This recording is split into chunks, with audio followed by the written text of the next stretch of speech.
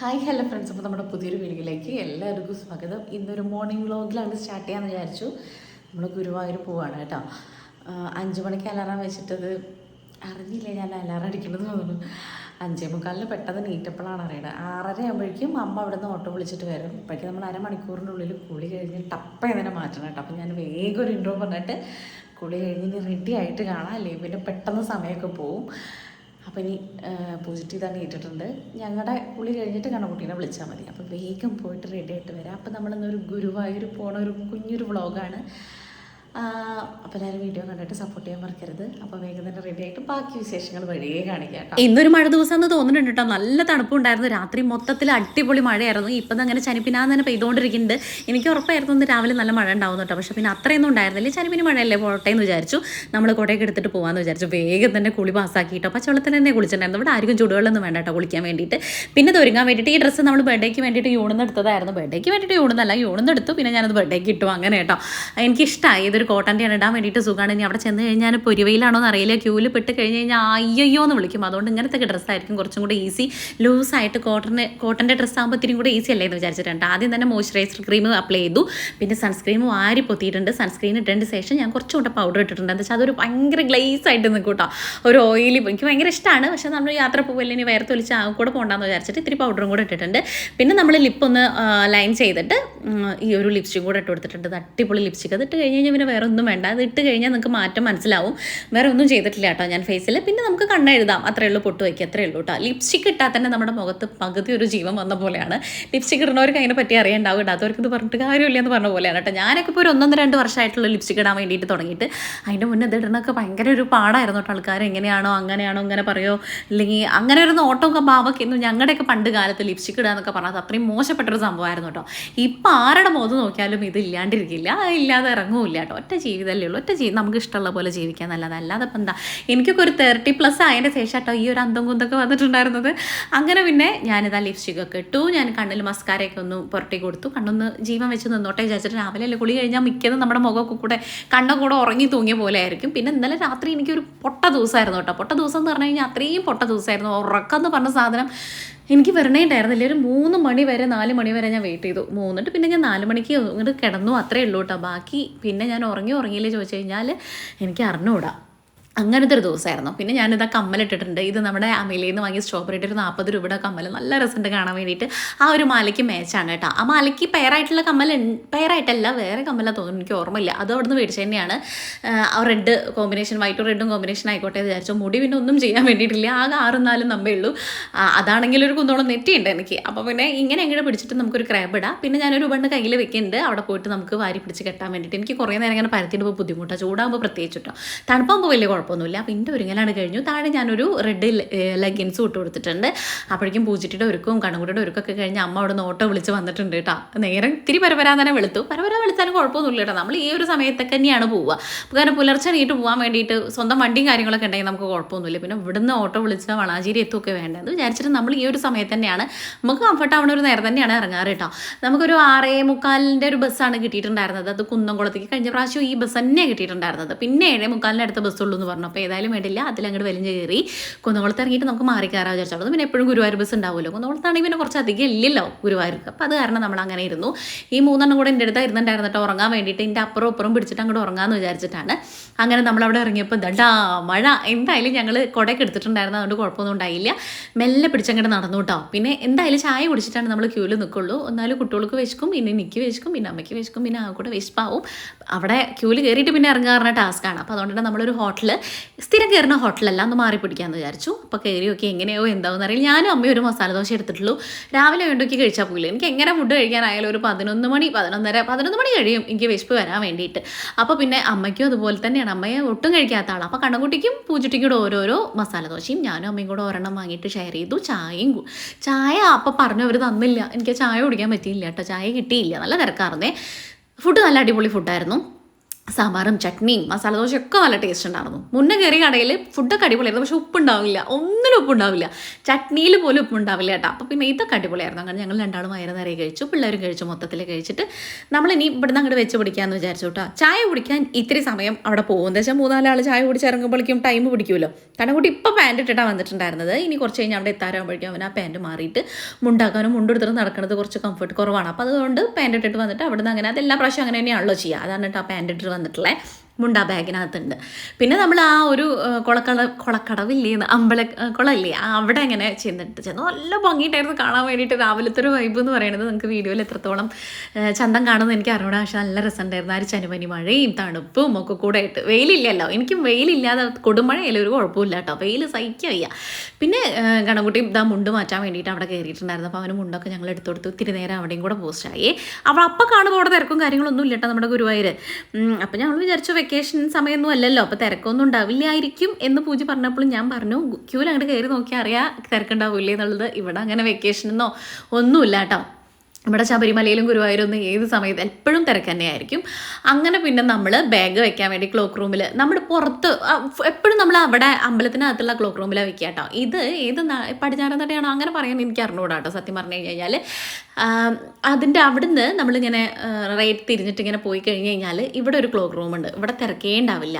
ബാത്റൂമൊക്കെ നല്ല ക്ലീനാണ് കേട്ടോ. അപ്പോൾ നമ്മൾ ആ ഒരു കുറച്ചൊന്ന് ഫ്രഷായി ബാഗൊക്കെ വെച്ച് ഇനി എത്ര നേരം നമ്മൾ ക്യൂവിൽ ഇരിക്കേണ്ടായിരുന്നു അറിയില്ല. ക്യൂവിൽ കയറി കഴിഞ്ഞാൽ പിന്നെ എനിക്ക് ഇറങ്ങാൻ വേണ്ടിയിട്ട് പേടിയാണ് ഒറ്റയ്ക്ക്. പിന്നെ ഇപ്പോൾ ഈ പറഞ്ഞ പോലെ എല്ലാവരും കൂടെ ഇറങ്ങി കയറി അതൊക്കെ ഒരു ബുദ്ധിമുട്ടല്ലേ എന്ന് വിചാരിച്ചിട്ട് നമ്മൾ ക്ലോക്ക് റൂമിൽ കയറി ബാഗും ഫോണും കാര്യങ്ങളൊക്കെ വെച്ചു. പിന്നെ നമുക്ക് ബാക്കി ഫ്രഷ് ആവാനുള്ളവർക്കൊന്ന് ഫ്രഷ് ആയിട്ട് അങ്ങോട്ട് ഇറങ്ങാമെന്ന് വിചാരിച്ചിട്ടാണ്. ഇപ്രാവശ്യത്തെ പോക്കിൽ ഒരു 5 മണിക്കൂറിൻ്റെ മേലെ ഞങ്ങൾ ക്യൂവിൽ ഇരുന്നിട്ടുണ്ടായിരുന്നു കേട്ടോ. ആ പ്രാവശ്യം ഇന്നലെ ഉദയാസ്തമന പൂജ നടന്നുകൊണ്ടിരിക്കുകയായിരുന്നു. അതുകൊണ്ട് തന്നെ കടത്തിവിടലൊക്കെ കുറച്ച് കുറവായിരുന്നു. അങ്ങനെ നമ്മൾ 1 മണി കഴിഞ്ഞിട്ടൊക്കെയാണ് കേട്ടോ, 8:45 നമ്മൾ വരിയിൽ കയറിയിട്ട് 1 മണി കഴിഞ്ഞിട്ടാണ് നമ്മൾ അതിനകത്ത് കയറിയത്. പക്ഷേ അടിപൊളിയായിട്ട് നമ്മൾ ഭഗവാനെ കണ്ട് തൊഴാൻ വേണ്ടിയിട്ട് പറ്റിയിട്ട് ഒരുപാട് നേരം അങ്ങനെ കുറേ നേരം നമുക്ക് നിൽക്കാൻ പറ്റില്ലല്ലോ, അവിടെ നിന്ന് തട്ടില്ലേ. പക്ഷെ ഒരുപാട് നേരം നിന്ന് ഭഗവാനെ കണ്ട് തൊഴാൻ പറ്റി. നമ്മുടെ എല്ലാവർക്കും നമ്മുടെ ഫാമിലിയിലുള്ള എല്ലാവർക്കും വേണ്ടി പ്രാർത്ഥിച്ചിട്ടുണ്ട്. അങ്ങനെ നമ്മൾ ഇറങ്ങിയിട്ടുണ്ടായിരുന്നു. തൊഴലൊക്കെ കഴിഞ്ഞ് ഇറങ്ങി നമ്മൾ കണ്ണനെ ആടിയ എണ്ണ ഇല്ലേ അത് വഴിപാടാക്കണമെന്ന് ഞാൻ കുറേ ആയിട്ടോ മേടിക്കണം എന്ന് വിചാരിക്കണം. അപ്പോൾ അതും കൂടെ ചെയ്തിട്ടുണ്ടായിരുന്നു. ഇതിൻ്റെ ഇടയിൽ പൂജയ്ക്ക് അവിടെ നിന്ന് വീണു. അങ്ങനെ അവിടുന്ന് കുറേ പറഞ്ഞ് ചിരിക്കലും കാര്യങ്ങളൊക്കെ ആയിട്ട് നമ്മൾ അവിടെ നിന്ന് പോകുന്നു. നമ്മളെ 2 വീഡിയോ കാണുന്ന പിള്ളേരെ കണ്ടിട്ടുണ്ടായിരുന്നു. അവർ സംസാരിച്ചു. എനിക്ക് ഒരുപാട് സന്തോഷം കേട്ടോ.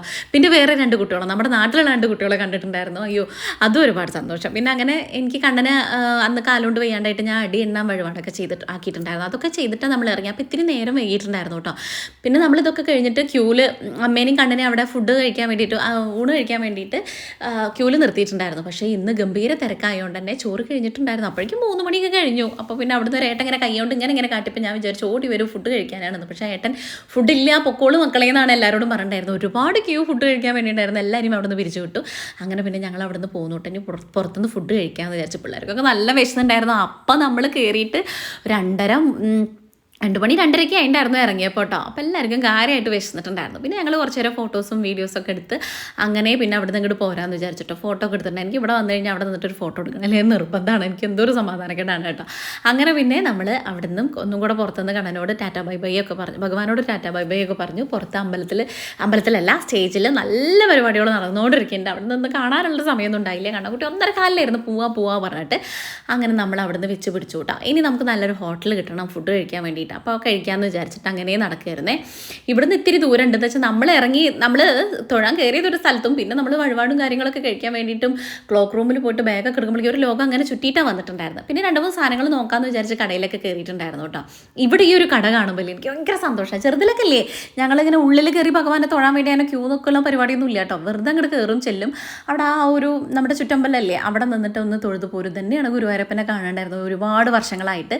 ഇപ്പം ഞാനൊരു 6-7 മാസമായിട്ടുള്ളൂ. കറക്റ്റ് മാസം പോയി ക്യൂ നിന്ന് ഭഗവാനെ കാണാൻ വേണ്ടിയിട്ട്. അങ്ങനെ ഇരുന്ന് നമ്മൾ ഭഗവാനെ കാണുന്നതിനുള്ള ഒരുപാട് മാറ്റങ്ങൾ എൻ്റെ ജീവിതത്തിലുണ്ട്. അതെൻ്റെ വിശ്വാസമായിരിക്കും കേട്ടോ. എല്ലാവർക്കും എങ്ങനെയാണെന്നൊന്നും എനിക്ക് അറിഞ്ഞൂടാ. പക്ഷേ എനിക്ക് മാസം ഗുരുവായൂരപ്പനെ പോയി കണ്ടതിനുള്ള എല്ലാ മാറ്റങ്ങളും എൻ്റെ ജീവിതത്തിലുണ്ട്. അത് ഒരു ഉറപ്പിച്ച് ഞാൻ എവിടെയും പറയുന്ന കാര്യമാണ്. എനിക്ക് അങ്ങനെ 2-3 സ്ഥലമുണ്ട്. അമ്പലം എന്ന് മാത്രമല്ല കേട്ടോ. എനിക്ക് അങ്ങനെയുള്ള പള്ളികളായിക്കോട്ടെ നമുക്ക് വിശ്വാസമുള്ള കുറച്ച് സ്ഥലങ്ങളുണ്ട്. അത് അന്ധമായിട്ടുള്ള വിശ്വാസമല്ല. എനിക്ക് വേറെ ആരും ഉപദ്രവിക്കാതെ എനിക്ക് മാത്രം കൊണ്ട് നടക്കണം, അല്ലെങ്കിൽ ഞാൻ എന്നെ വിശ്വസിക്കുന്ന കാര്യങ്ങളുണ്ടല്ലോ നമുക്കിപ്പോൾ അത് ഞാൻ എൻ്റെ മക്കളത് ചെയ്യണം അല്ലെങ്കിൽ ഷാജേട്ടൻ അത് ചെയ്യണം എൻ്റെ വീട്ടിൽ അങ്ങനെയൊന്നുമില്ല, അങ്ങനെ എനിക്ക് നിർബന്ധവുമില്ല. എൻ്റെ വീട്ടിൽ നിന്നാണെങ്കിലും കുഴപ്പമില്ല.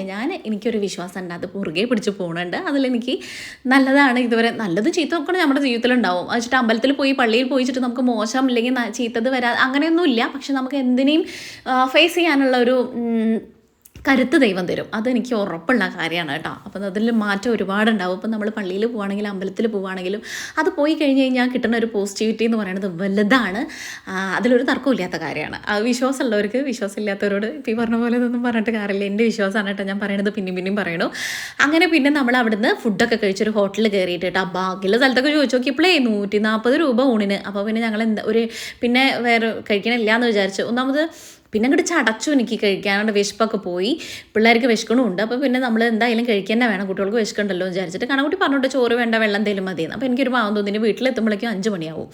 അപ്പം നമ്മൾ എന്താക്കി അവിടുന്ന് ഒരു ഹോട്ടലിൽ കയറി. 80 രൂപയുടെ ഊണായിരുന്നു, നല്ല അടിപൊളി ഊണായിരുന്നു കേട്ടോ. പിന്നെ അതൊക്കെ കഴിച്ച് വേഗം നമ്മൾ ബസ് കയറാൻ വേണ്ടിയിട്ട് KSRTC ബസ് സ്റ്റാൻഡിലേക്കാണ് പോകുന്നത്. അവിടെ പോയിരിക്കാമെന്ന് വിചാരിച്ചു. ഇവിടെ ആകുമ്പോൾ പിന്നെ പെട്ടെന്ന് ബസ് കിട്ടിക്കോളൂ, അവിടെ ഇങ്ങനെ നിന്ന് തരേണ്ടല്ലോ വിചാരിച്ചിട്ടാണേ.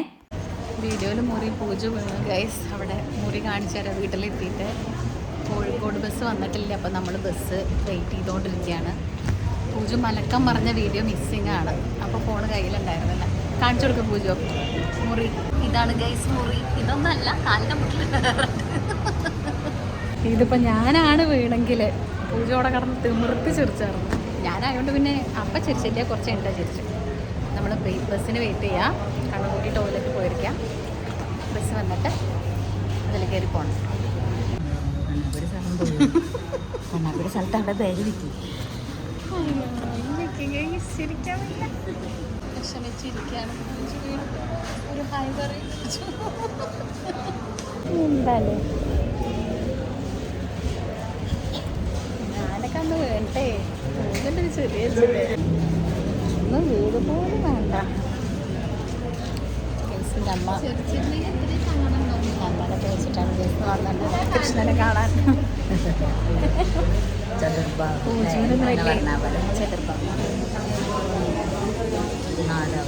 പൂജിട്ട് വീണമെന്ന് പറഞ്ഞിട്ടുണ്ടായിരുന്നില്ല. അപ്പം എനിക്ക് ചിരിക്കാൻ വേണ്ടിയിട്ട് പാവം തോന്നിയിട്ട് എനിക്ക് ചിരി വന്നിരുന്നു. പക്ഷേ അങ്ങോട്ട് ചിരി പിടിച്ച് നിർത്തിയിട്ട് എനിക്കൊരു ശ്വാസം മുട്ടലിട്ട് എനിക്ക് ആര് വീണാലും ഞാൻ ചിരിക്കും.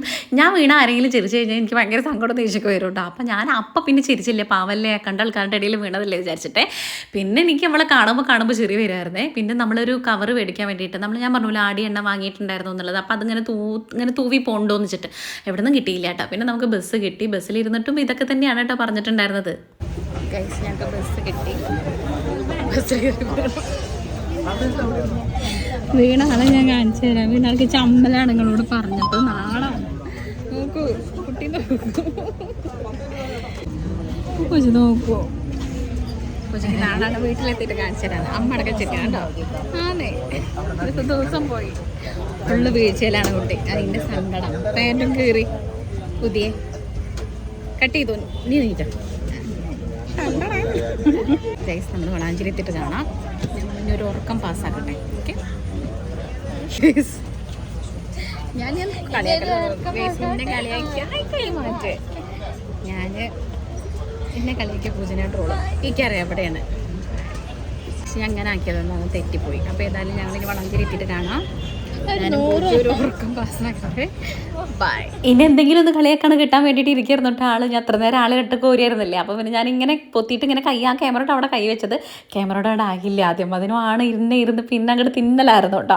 എന്തായാലും വേണ്ടില്ല, അതൊക്കെ കട്ട് ചെയ്യാതെ തന്നെ ഞാൻ ഇട്ടിട്ടുണ്ട് കേട്ടോ. ഇനി ഞാനത് അവളുടെ ഇട്ടിട്ട് ഞാൻ എൻ്റെ അതിരുന്ന മോശമല്ലേന്ന് വിചാരിച്ചിട്ട് ഇന്ത്യയും കൂടെ ഞാനത് അവിടെ തന്നെ വെച്ചിട്ടുണ്ട്. അതുകൊണ്ടാണ് കേട്ടോ അതൊക്കെ കൂടെ എനിക്ക് കണ്ട ഗതി വന്നത്. എന്തായാലും വേണ്ടില്ല വളാഞ്ചേരി എത്തിയിട്ടുണ്ടായിരുന്നേ. മുറിവെണ്ണ മേടിക്കാമെന്ന് വിചാരിച്ചു. ഇനി കാലെങ്ങാനും വേദന ഇനി രാത്രിയിൽ പറയുകയാണെങ്കിൽ ആകെ പെട്ടില്ലേന്ന് വിചാരിച്ചിട്ട് ഞാനിനി ഉളുക്ക് എന്തെങ്കിലും അപ്പം ഒന്നും കുഴപ്പമൊന്നുമില്ല. പിന്നെ അങ്ങനെ നേരെ നമ്മൾ മുറിവെണ്ണൊക്കെ വാങ്ങി വീട്ടിലേക്ക് തിരിച്ചു പോന്നിട്ടുണ്ട്.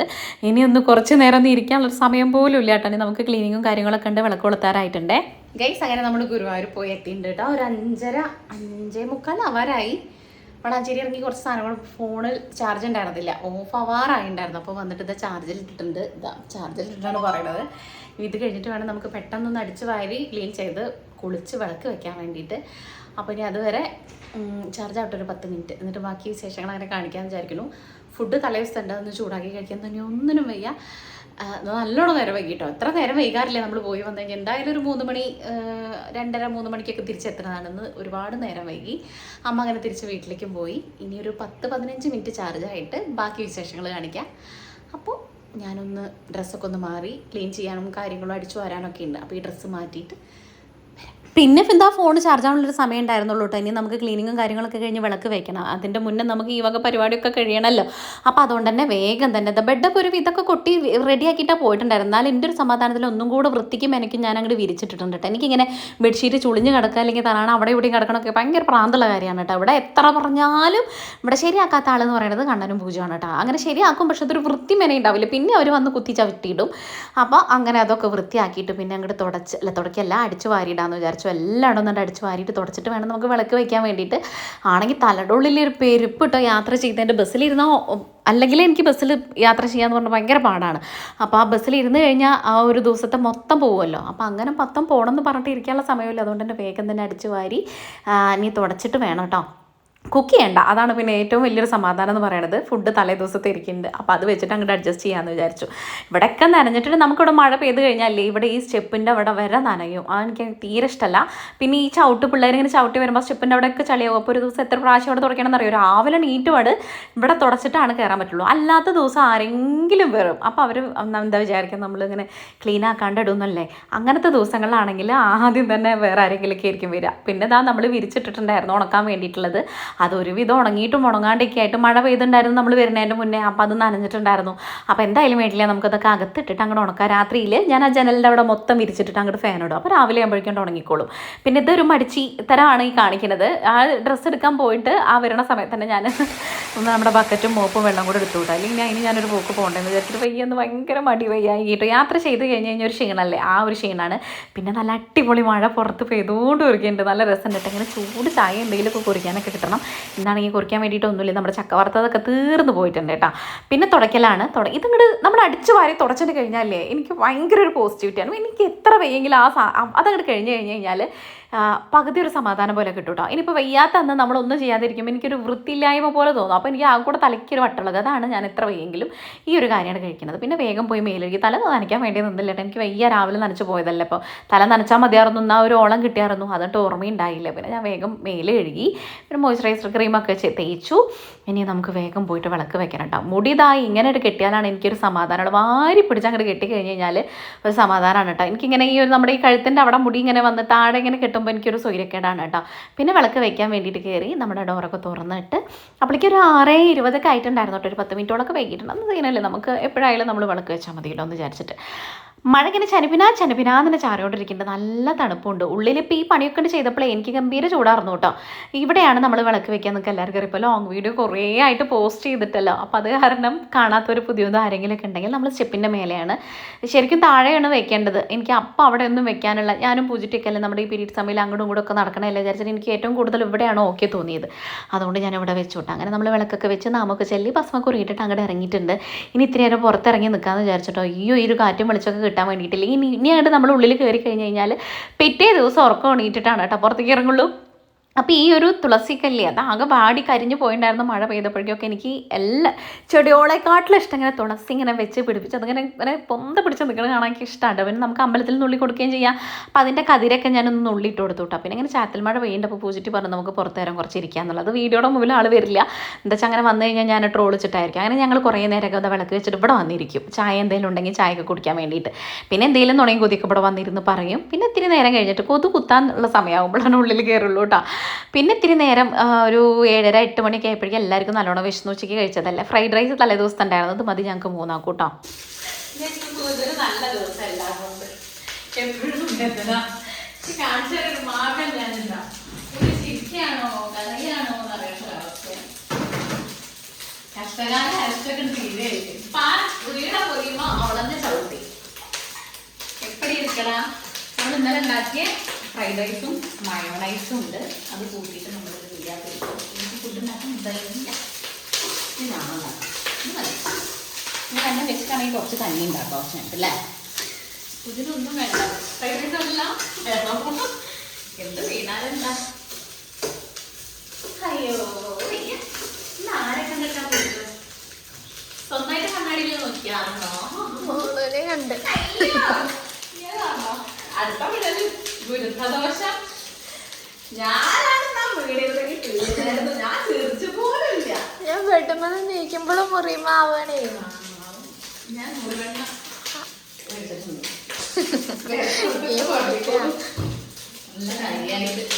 ഉളുക്കിയെന്നെ തോന്നുന്നു.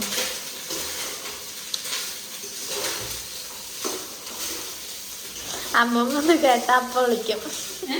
അമ്മമ്മത് കേട്ട അപ്പ വിളിക്കും. വിളിക്കോ ചോദിച്ചു.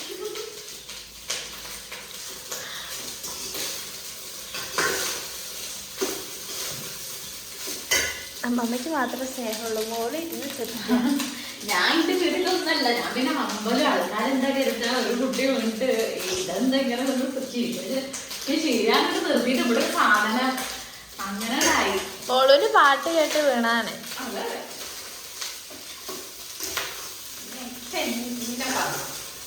മോള് തകനൊക്കെ പറഞ്ഞിട്ട് ഓടിയത്. അതില് ഞാൻ പാട്ട് മനസ്സിൽ വിചാരം ആ പാടിയിട്ട് പോടാന്നാണ് ഞാനവിടെ പാടി സംഭവം എന്തായോ ഞാൻ ആ പാട്ടായിട്ട് പാടി. പക്ഷെ പൂച്ച ഫീല് നവ്യനായ ഓടിയത് പാട്ടിന്റെ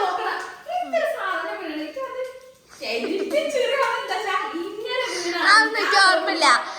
ഇത് കഥ മോളുണ്ടാക്കിയത്. അതൊന്നും എനിക്ക് ഓർമ്മയില്ല. എനിക്ക് ഓർമ്മയില്ല. ഓർമ്മയില്ല അങ്ങനെ പറയും. ഞാൻ പിടിച്ചിട്ടില്ല. അത് അമ്പലം വേണ്ടി വേറെ എവിടെയൊക്കെയാണെങ്കിൽ ഞാൻ അവിടെ കടന്നു ചോദിച്ചായിരുന്നു.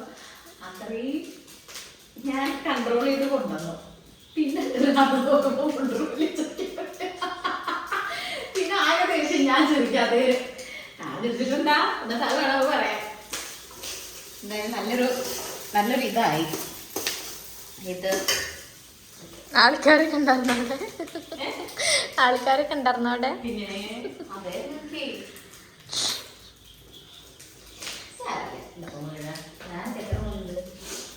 ഒക്കെ പറഞ്ഞിട്ടേ നമ്മളറിയുന്ന ആൾക്കാരൊന്നല്ല. സമാധാനം. ഏതോ സ്ഥലത്ത്. അപ്പൊ ഇനി നമുക്ക് കഴിക്കുമ്പോ കാണാം. ഓക്കെ ഇതിവിടെ കൊണ്ടൊന്നും തീർന്നിട്ടുണ്ടായിരുന്നില്ല കേട്ടോ. ഷാജേട്ടൻ വിളിച്ചിട്ടും ഇതന്നെയായിരുന്നു. എനിക്ക് ചിരി നിൽക്കല്ല. ഇവളുടെ ഈ ഒരു എക്സ്പ്രഷനൊക്കെ കൂടെ ഇട്ട് ഷാജേട്ടൻ അവിടെ കിടന്ന് ചിരിച്ച് കരയാന്ന് പറയില്ല. നമ്മൾ ചിരിച്ച് കരയില്ലേ, ആ അവസ്ഥയായിരുന്നു കേട്ടോ. പറഞ്ഞിട്ട് എൻ്റെ സംസാരം ഇവളെ ട്രോളിലൊക്കെ കൂടെ കേട്ടിട്ട് ആളും ഭയങ്കര ചിരിയായിരുന്നു കേട്ടോ. അങ്ങനെ പിന്നെ ഞാനും കണ്ണൻകുട്ടിയും കൂടെ ഇരുന്ന് ഫുഡ് കഴിക്കുകയാണേ. കറണ്ട് പോയിട്ടുണ്ടായിരുന്നതിൻ്റെ പിന്നെ കറണ്ടൊക്കെ വന്നു. പിന്നെ ആ മഴ പെയ്തുകൊണ്ടിരിക്കുന്നുണ്ട്. നല്ല ടേസ്റ്റ് ഉണ്ടായിരുന്നു കേട്ടോ. തലേ ദിവസത്തെ ഫ്രൈഡ് റൈസ് ഇപ്പോഴാണ് രസം. അപ്പോൾ ഇന്നത്തെ വീഡിയോ ഇത്രയുള്ളൂ. നിങ്ങൾക്ക് വീഡിയോ ഇഷ്ടമാണെങ്കിൽ സബ്സ്ക്രൈബ്, ലൈക്ക്, ഷെയർ ചെയ്യുക, കമൻറ്റ് ചെയ്യുക. അതുപോലെ തന്നെ നിങ്ങൾ ഹൈപ്പ് ചെയ്യാൻ വേണ്ടി മറക്കരുത്. നാളെ കാണാം. Tata bye bye. See U.